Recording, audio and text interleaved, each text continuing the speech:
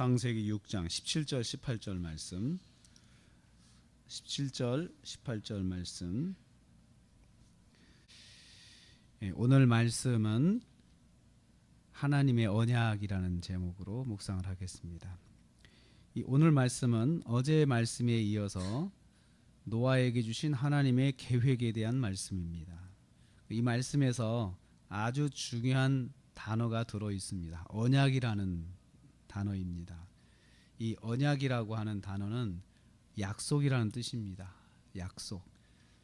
그런데 이 약속이라고 말을 하지 않고 언약이라고 성경에서 이 번역할 때 의도적으로 이렇게 바꿔서 이제 합니다. 그 전에 개역 성경에서 언약이라고 했는데 이 말은 영어 성경에서도 보통 약속을 프라미스라고 하는데 이 단어는 커버넌트라고 단어를 써 어려운 말을 쓰면 커버넌트라고 하는데 이것은 장차 하나님께서 이루실 하나님의 구원 계획을 말할 때 성경이 이 커버넌트 언약이라는 말을 씁니다. 오늘 이 말씀에 대한 묵상을 하겠습니다. 누구와 세우신 언약입니까? 18절에 보니까 너와 내가 내 언약을 세우겠다. 너와는 내가 내 언약을 세우겠다. 이렇게 말씀하셔서 약속을 세우겠다. 이 노아와 하나님께서 세우신 언약을 여기서 말합니다. 하나님께서 노아에게 언약하신 것을 말하는데요. 하나님은 이 언약을 내 언약이라고 하셨어요. 내 언약. 원래는 노아와 하나님 사이에 세워진 거니까 노아와 하나님의 언약이라고 해야 되잖아요. 그런데 노아는 빠지고 노아와 언약을 세우셨는데 하나님께서 너와 나의 언약이 아니고 내 언약이라고 말씀하셨거든요. 이것은 이 언약의 순전히 하나님께 속한 언약인데 하나님께서 이루실 언약을 의미합니다. 원래 만약에 너와 나의 언약이면 노아도 노력을 해야 되거든요. 노아도 노력을 하고 그리고 노아도 그 언약에 대해서 책임을 져야 되거든요. 그런데 내 언약이라고만 말씀하시는 것은 책임도 하나님이 지시고 하나님께서 전적으로 이 언약을 이끌어 가시고 하는 그것을 말씀하고 있습니다. 그래서 하나님의 강한 의지가 담겨 있는 표현이 내 언약이에요. 그래서 내가 이 구원의 계획을 내가 너에게 반드시 이룰 것이다 라고 하는 것을 하나님께서 이 말 속에 포함시켜서 이렇게 주시고 있습니다.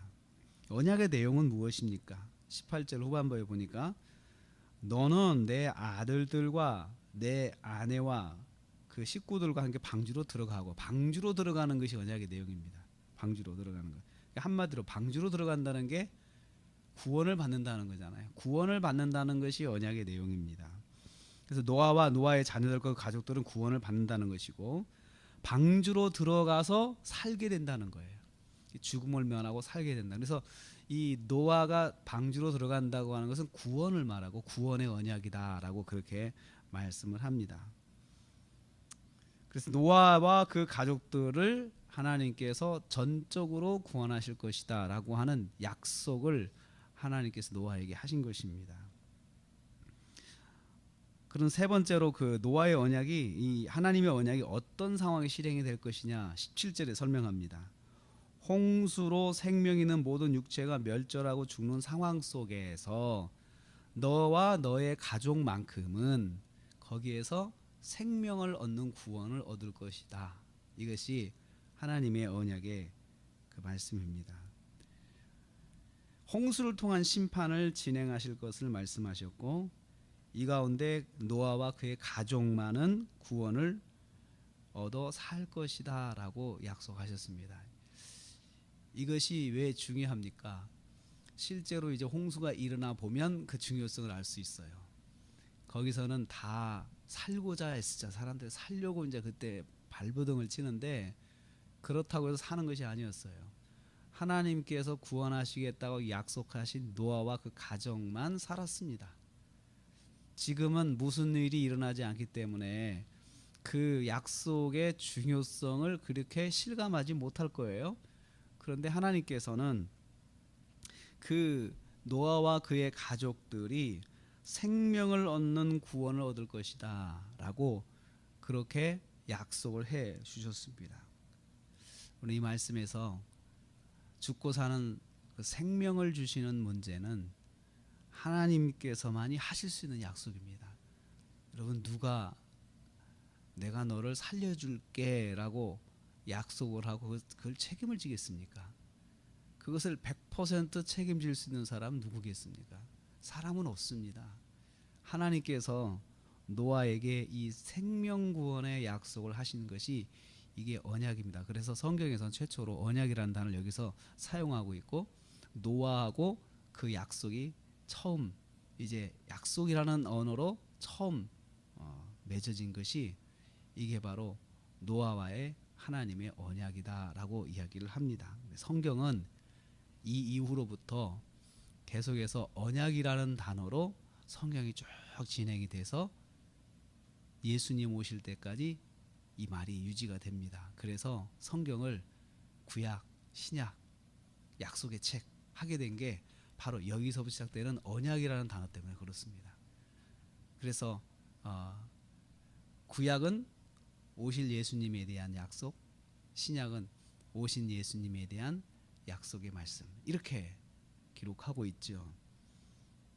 하나님께서 노아와 그의 가정을 구원하시겠다는 그 약속의 말씀을 오늘 주셨는데, 이것이 중요한 것은 이 약속을 가만히 진행하는 걸 보면 하나님께서 일방적으로 노아와 약속하시죠.